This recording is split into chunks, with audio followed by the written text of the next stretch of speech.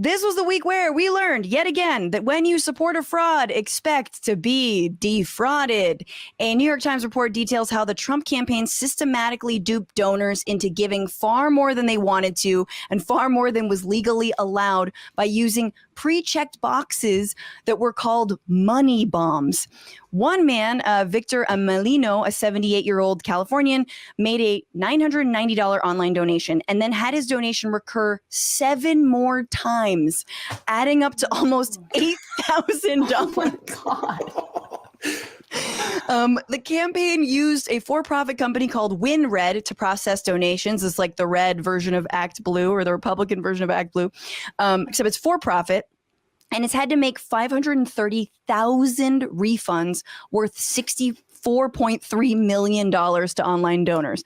The Trump 2020 campaign was such an online scam that like even Nigerian princes are like, that is not right. That is wrong. We draw the line. Had you guys read this? Yeah. And can we believe it? Yeah, it's so funny. He just phones it. They're not even trying.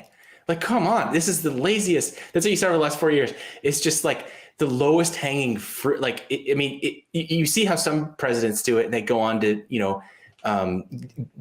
get these like speaking fees in the millions of dollars at all these university things. That's the long game.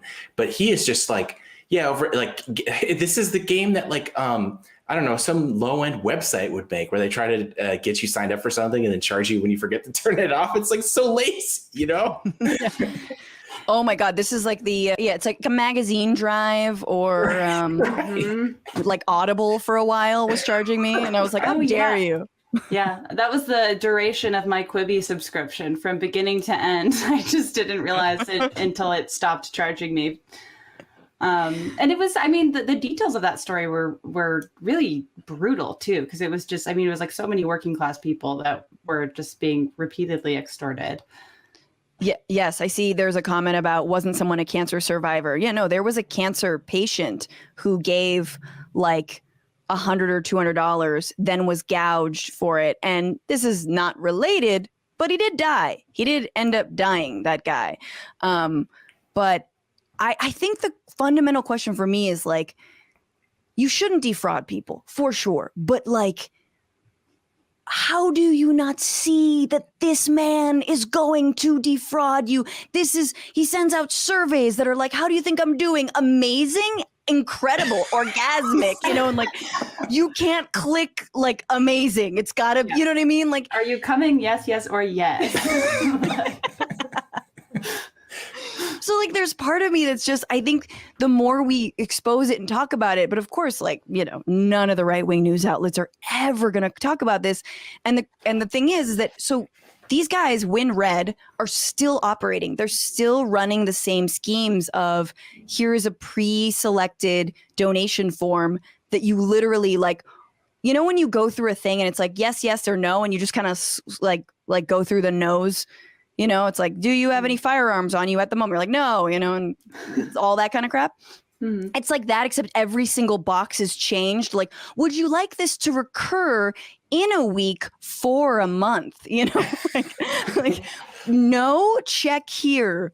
Oh, uncheck if you want it checked. Check double negatives. Yeah, exactly. A check means an uncheck. Want to maybe, yes, give us $1 million. Click maybe. Yeah. I feel like an element here is the demographics of his support, which skews older, let's say, and maybe have some confusion about how to, get something to quit from online or logging in and figuring out how to unsubscribe. Absolutely. You can be sexy at any age. You can know how to work a form at any age. Different issues. Have you become a patron yet? Patreon.com/bitchuationroom is where you can directly support this show and help me make it sustainable so that I can do more of what I do best. Doing this.